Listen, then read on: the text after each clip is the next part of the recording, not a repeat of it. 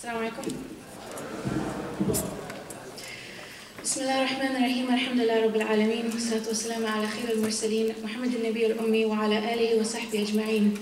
سبحانك لا علم لنا إلا ما علمتنا إنك أنت العليم الحكيم. رب اشرح لي صدري ويسر لي أمري واحلل عقدة من لساني يفقهوا قولي. It's again an honor to be with all of you here tonight at MSA West, at the MSA West conference. I mentioned this before at a session that I grew up with MSA West, so coming back here is a little bit like coming back home. And it's nice to see that the work continues and is getting stronger and stronger. This is a much bigger audience, mashallah, than some of the audiences that we've had in the past. And clearly, mashallah, the workers behind the MSA West conference have some amazing talent and vision, as my husband mentioned. The idea of having the bottles, the green bottles, bringing in the deaf community and welcoming them and embracing them. These are all steps in a beautiful direction, and it's very encouraging to see. I'm supposed to cover 3 of the points that my husband mentioned, outlined.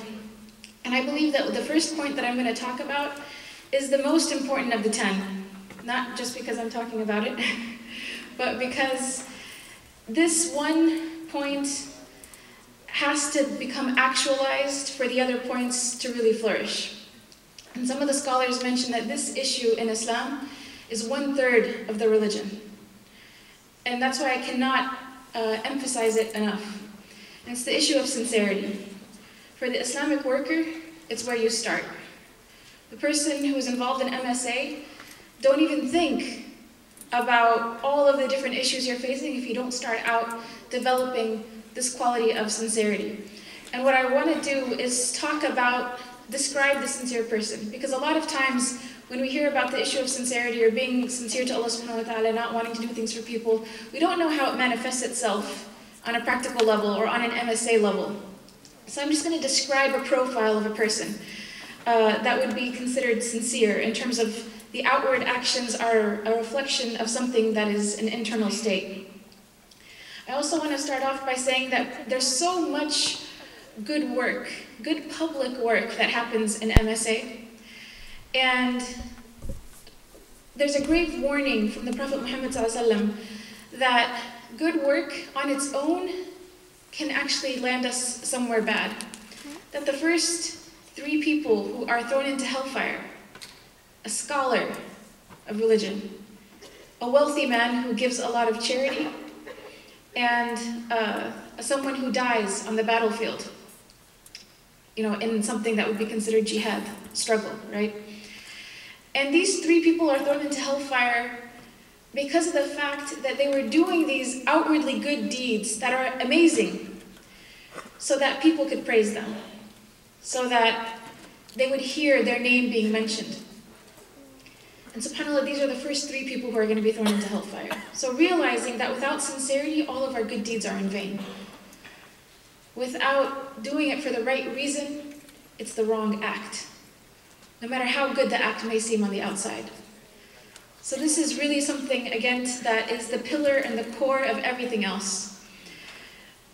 The person who is sincerely working for Allah subhanahu wa ta'ala is not concerned with titles and positions. They don't need to be president. They don't need to be in charge. The Prophet Muhammad ﷺ said, we do not give leadership to those who seek it. Because leadership in Islam is a trust. It's an amana. It's something that we will be asked about. Having a title is not something that is an encouraging thing that you want to have. You want to be able to do the work without the title, because the title, as soon as you assume a title, then that's something that you have to answer for in the Day of Judgment. It's not a simple matter just to be elected to the position of president or any other title that requires you to take care of others. The sincere person, they promote the cause, they don't promote themselves. So whatever that issue is that the MSA is working on, they will make that the focal point. They will connect people to their mission. They will not connect people to their person. And one of my shuyukh taught me this. He said that there's a lot of religious teachers out there. The teacher that connects you to your mission is sincere. Beware of the one who's trying to connect you to their person. This is something for us to think about, even in terms of, the MSA atmosphere, there are people who are going to be more charismatic, more eloquent, and that's not a bad quality in and of itself, but when those qualities are used to create a following for one's own person, then that can be a problem. That can be a sign of a person not being very sincere. As a matter of fact, in the time of Umar radiallahu anhu, when he was Khalifa, there was one of the companions, Ubay ibn Ka'b, and he was being followed around by some other companions. And Umar saw the way that they were following him, and he actually took his stick and he struck Ubay ibn Ka'b. So the companions, they got startled by this, and they said, why are you doing this? Ya Amir al-Mu'mineen, why are you doing this? And he told the people who were following Ubay ibn Ka'b, the manner of your following is a humiliation for you and a fitna for the person, or a trial for the person that you're following. So Islam does not ask from us to either be the person who is creating a following, and it also doesn't ask of us to humiliate ourselves before someone of that nature who's seeking a following. So thinking about this in the MSA context, it means that sometimes there's drama in the MSA, sometimes there's fitna, there's infighting of some sort. And let's get real about it. Whenever that happens, there's a leader amongst the people who are causing the issue, and there's a leader in the other side, and there's a following. And whatever this one person says becomes the truth to whoever is part of their following. Okay, so a sincere person, they measure things according to the pleasure of Allah subhanahu wa ta'ala, not according to a particular personality. This is an important quality, again, to think about and to develop. The sincere person doesn't know that they are sincere.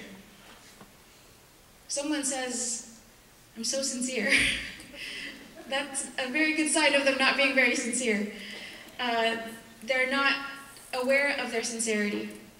They're striving for it. They're making dua, they're praying for it. But in the end, they're between fear and hope. They hope that they are, and they're also afraid of any shortcomings in their intention. So this is something that's really important to think about, is that it's okay to not be 100% confident in your intention. You try your best, but at the end you can never be certainly sure, and you have to continue afterwards. The sincere person doesn't just hold themselves accountable in terms of their relationship with Allah, but also in their relationship with His creation. So this is something that I think is extremely important, because we don't hear about it a lot of times when we talk about spirituality, or loving Allah, or tawbah, the idea of repenting to Him and asking for His forgiveness. We talk about the person, the individual, and their creator, and we ignore the fact that there's also responsibility to the creation. So part of being sincere is actually asking yourself this question: did I mistreat people?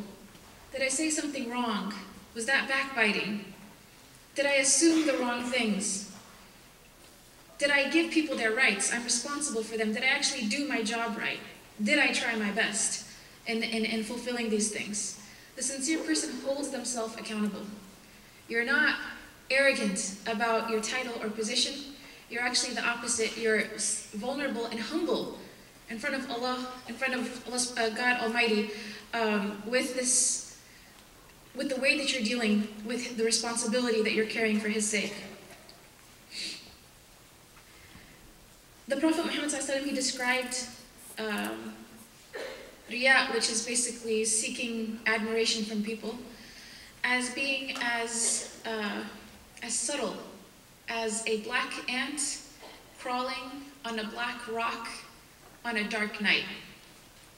That's how subtle a wrong intention can crawl up upon our hearts. And so having that sense of vigilance always is important. You don't hear a talk once and think, okay, now I understand sincerity, I don't have to think about it again. No, it's a part of your daily life as a Muslim and as an MSA worker. It's a part of the way you enter the meetings, the intentions that you have before you join the meeting and start participating, is you start thinking, am I saying this so people can think that I'm active? Or am I saying this because I want to contribute? Am I saying this so that other people can think, again, something great about me? Because MSA work is so public, this is something that has to be investigated always. Am I saying this so that brothers can think I'm religious, or sisters can think I'm religious, or think I'm cool? And it doesn't even have to be religious work. A person can use the MSA setting to be the comedian or whatnot, but they're seeking admiration and attention. And again, sincerity is when you're seeking the pleasure of Allah subhanahu wa ta'ala. You're cognizant of Him being your goal, not the people. The sincere person also doesn't have false humility. What is false humility? It's when you tell someone, can you please give the 15-minute talk after prayer, the khatira, and they say, oh, no, I'm not good enough. I'm not a good enough person to do this. You're saying it's just a simple 15-minute reminder, and they say, no, I'm such a bad person, I'm not worthy of such a thing. This is false humility. If you're capable of doing the task that you're asked to do, and you can try your best, then your job is actually to purify the intention, to go back to Allah subhanahu wa ta'ala, to pray that Allah allows you to be sincere, and fulfill the task that's given to you as best as you can. A lot of times when people are saying, no, I'm not worthy, it's actually fear of failing publicly, or it's fear of being vulnerable. So the one whose heart is tied to Allah subhanahu wa ta'ala and His pleasure, they have courage. The sincere person has courage. They don't fear blame. They can be the only the only person in the MSA or even in their campus that's standing up for something that's the truth and they know it, and they won't back down because they're sincere to Allah, even if it doesn't buy them any friends. The sincere person deals with blame and praise in the same way. Someone comes to them and says, I didn't like the way you did this, or you messed up, or I don't think you're right about this. They take blame from others and they take praise. Someone says, I like the way you did this, this was great, this was wonderful. Both are equal to them because they're both just feedback. There's nothing inherently good or bad about either one. Both of them are feedback, both of them are actually beneficial if a person is actually, their goal is to please Allah subhanahu wa ta'ala. The sincere person doesn't care what post they're given, which means that if there's a project and they need you to make a flyer, you don't say, but I wanted to be the moderator. All right? They don't care what post they're given, because the act itself is a symbolic act of worship. So no matter where you place them, they're serving Allah. They're not measuring what is worthy and valuable according to the standards of what people think is admirable. They're measuring things according to what Allah will reward. And Allah will reward all of those who are involved in a project, those who are behind the scenes and those who are on stage. And actually the people who are behind the scenes, it's easier for them to deal with their intentions because of the fact that others are not seeing them do the hard work that they're doing. And usually they are the backbones of their organizations, those who are doing the behind-the-scenes work. The sincere person doesn't cave into peer pressure. So Ibn Taymiyyah talks about this. He says that you are never a minority. The person who is standing for the truth is never a minority, no matter how many people are standing in front of them against them. Whether you're dealing with the issue of what's going on in Palestine, or you're dealing with Muslims disagreeing about things, if you're standing for the truth, you are always with the majority, because you are standing with the angels and all of creation which has submitted to the will of Allah. You are standing with all of the righteous people in Islamic history, the prophets, the righteous people. You are part of the majority. So never see yourself in a room, whether it's your class on Western liberal feminism, or your class on Zionism, whatever class you're taking, never feel like you're the only voice in the room that has the truth. You are the representative of the truth in that space, but you are standing with the majority. And so with that, you never cave into peer pressure. The sincere person realizes that there is so much reward in serving Allah subhanahu wa ta'ala that they enjoy the simple tasks that will bring about that reward. So there's a statement of the Prophet Muhammad ﷺ that's quite inspiring. It's الدال على الخير كفاعله, or the person who is guiding other people to goodness is like the one who did the goodness. So the one who made the flyer gets the reward of the person who gave the talk. The one who told people to go to the event and publicized it, they get the reward of all of those people who benefited from that function. This is very inspiring, which means that the person who is literally just a supporter of that function that's going on, all of the benefit and reward that comes from it will be in their scales, as long as they are playing that role. So again, this is another, I want to say that the sincere person is an edgermonger. They know where to hit up the gold mines of reward when it comes to the MSA work. I don't have much time left, and I was actually supposed to talk about 3 qualities, and I didn't get past the first. I wanted to mention just quickly that there's a book that I highly recommend whenever I'm sitting with sisters in a circle. We don't go into any other subject, not tafsir, nothing, until we cover this small book in sincerity. I picked it up actually right now at the mass table. They're selling it for $10.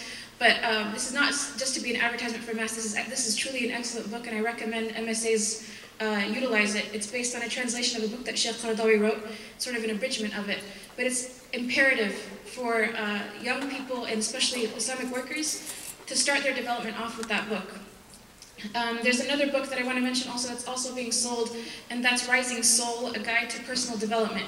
And this is organized so that it can facilitate a halaqah, a study circle. Each chapter is for one study circle that you do. And what's nice is that it connects the spiritual element to the character trait that you're supposed to develop. A lot of books that deal with spirituality don't deal with the character that's supposed to come out of that. So to embody these values, this is a wonderful book to turn to. I'm just going to mention 2 things because I'm running out of time. When it comes to the issue of servitude, I don't actually believe in the concept of leadership training. Sorry. 1 minute. How do I do this in 1 minute? I'll do it in a story. Umar radiallahu anhu, one of the great khulafa, he was someone who took his position as the leader of the believers in such an exemplary way because he embodied what it meant to be a servant. Servitude is leadership, and every person in the MSA can be a servant, and if they have this quality of servitude, then they have this, basically they have this Western concept of leadership. Servitude, according to Umar, he's walking down the street, and Umar liked to camouflage himself as one of the ordinary people so that he could hear what others were saying about him and take this as actually advice and for himself to better the way that he was ruling. So he's walking, and he sees that a man is in distress, and he asks the man, why are you in distress? And he says that his wife is going into labor, and there's no one to help him, and he's really freaking out. So Umar calls his wife to come, and he tells his wife to bring some grain and oil. And so his wife goes and delivers the other man's, the baby, basically. And Umar stands there and makes a fire and starts cooking food for him. And this man doesn't know that this is Umar who's doing this. He doesn't know that the Khalifa of the Muslims is coming and his wife is delivering her baby. And then he hears his wife's voice come out, and his wife says, Ya Amir al-Mu'mineen, it's a boy. And then the man gets startled, and he looks at Umar, and he's just, mind-boggled at the fact that the Khalifa has come and is serving him, is literally cooking for his family. And so I say this, and I have to end and conclude with the fact that if you really want to be a leader, you have to be a servant first, and you have to take care of everyone around you. And whatever is beneficial, inshallah, is from Allah subhanahu wa ta'ala, and what is wrong and mistaken is from myself and the shaitan. Jazakumullah khair.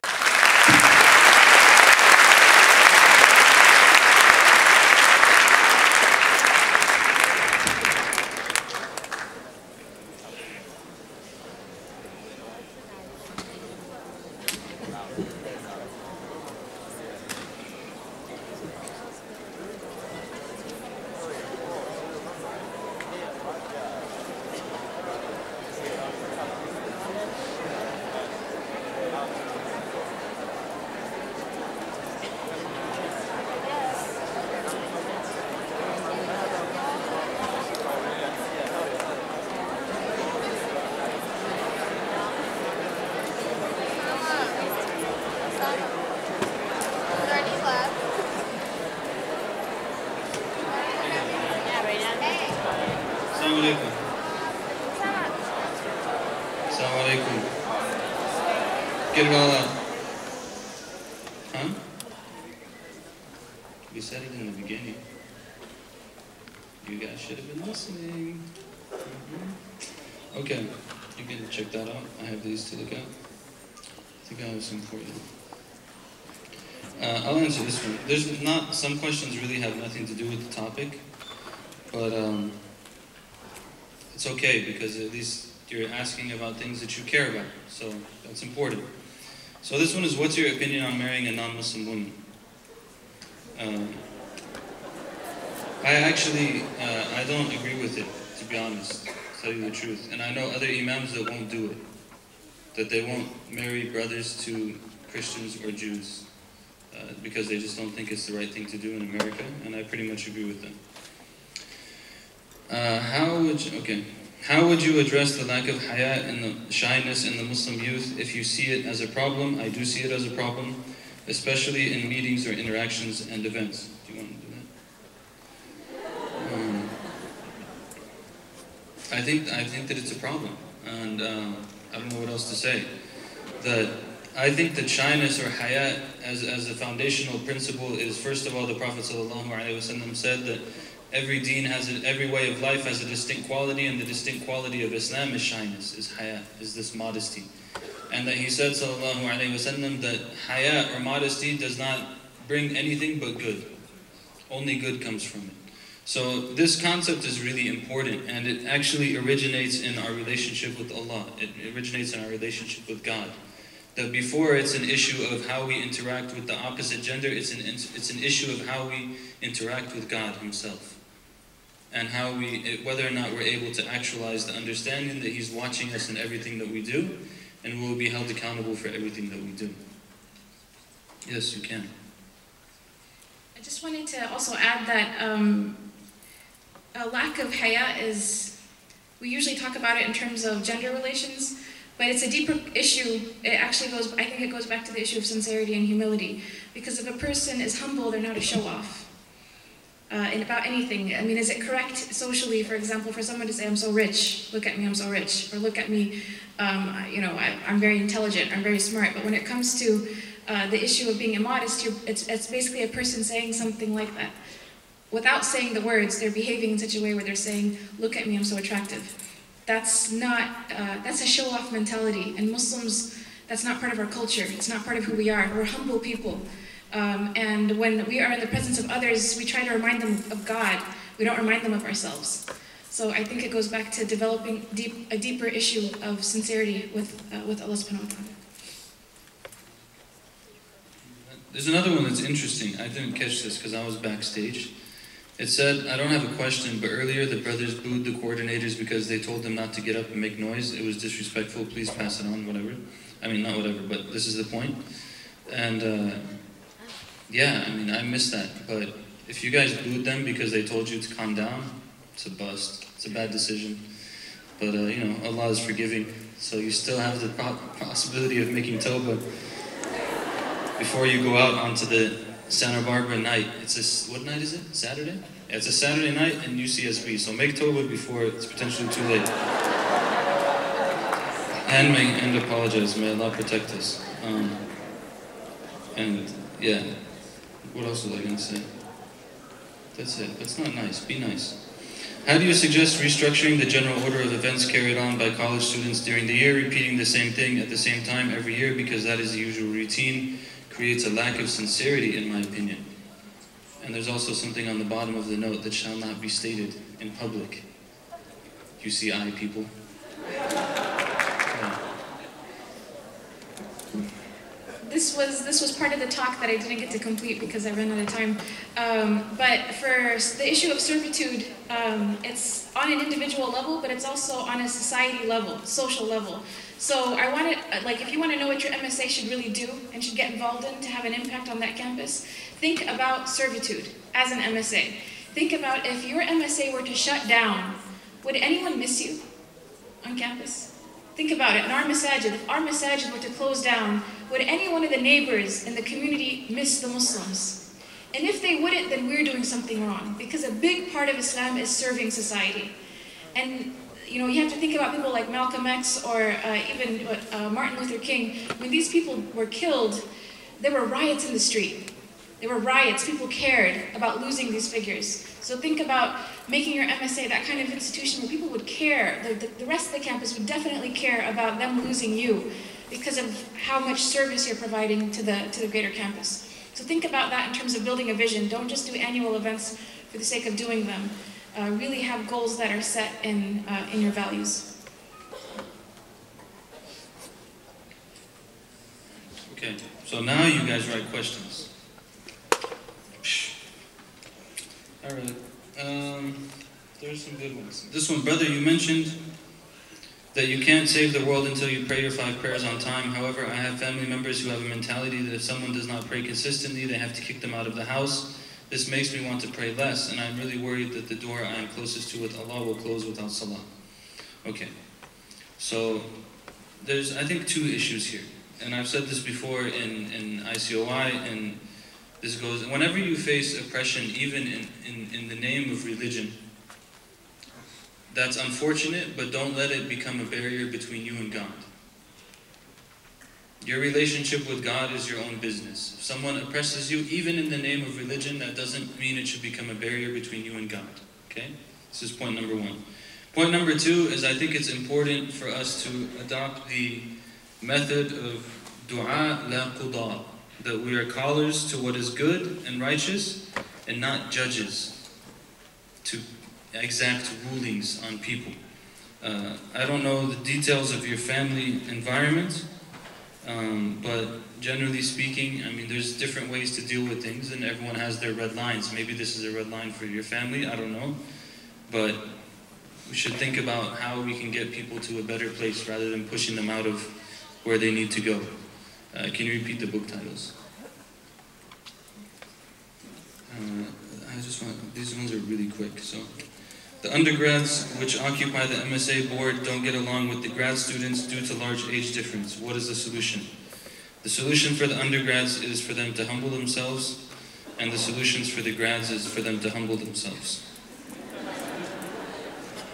Sometimes we generally speak in a small group, we tend to backbite and talk negative about others, sometimes without even having intentions to. What does Islam say about backbiting? In brief, Islam says that backbiting is a disgusting quality. I love the word disgusting. We use it in Arabic, qabih. We don't use it enough in English. It's a disgusting quality. So, it's pretty much what it is. Do you want to take over now?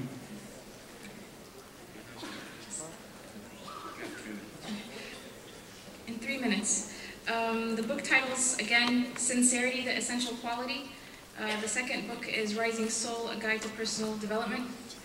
Other books, if you want a recommendation, come and talk to me afterwards, inshallah, but there are plenty of books that are for self-development that are out there. There's a question here that I think is important. It says, our MSA lacks communication between the genders. Even outsiders notice that there is no communication, with an underline under the word no.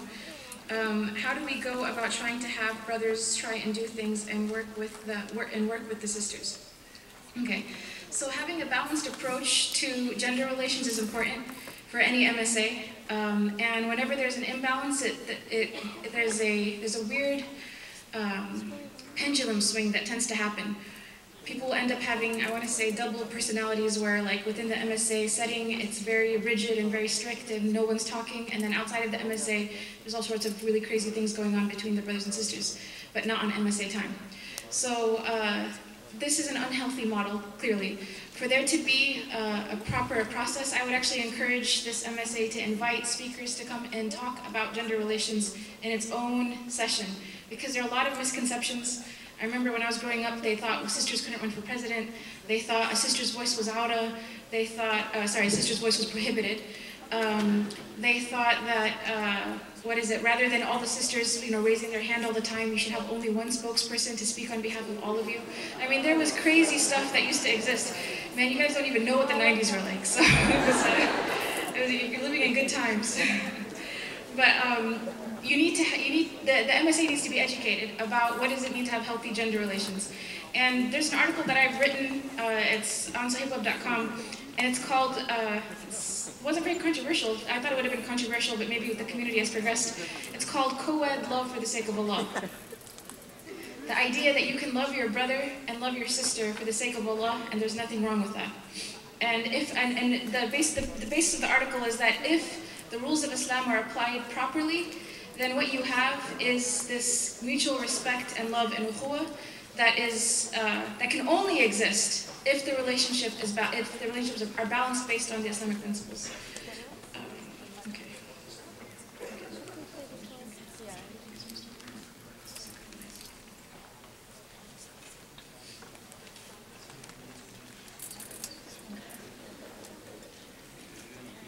We don't have time.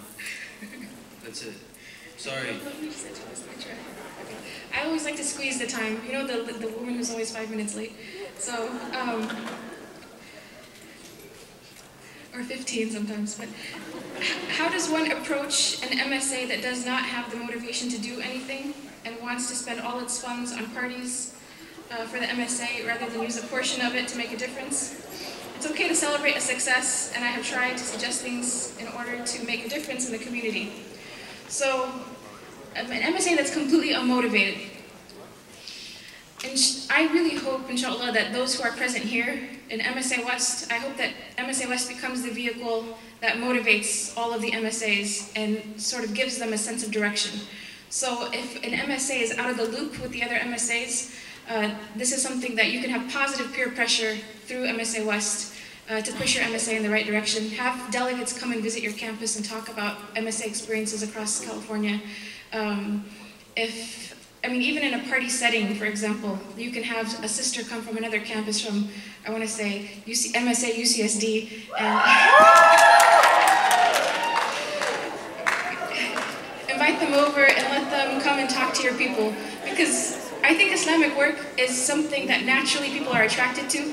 It energizes them, and they just need to be exposed to it. So expose them to it as much as possible. Assalamu alaikum. Okay, last thing in 5 seconds, I know we're done. Does everyone know what a cipher is? Okay, everyone knows what a cipher is.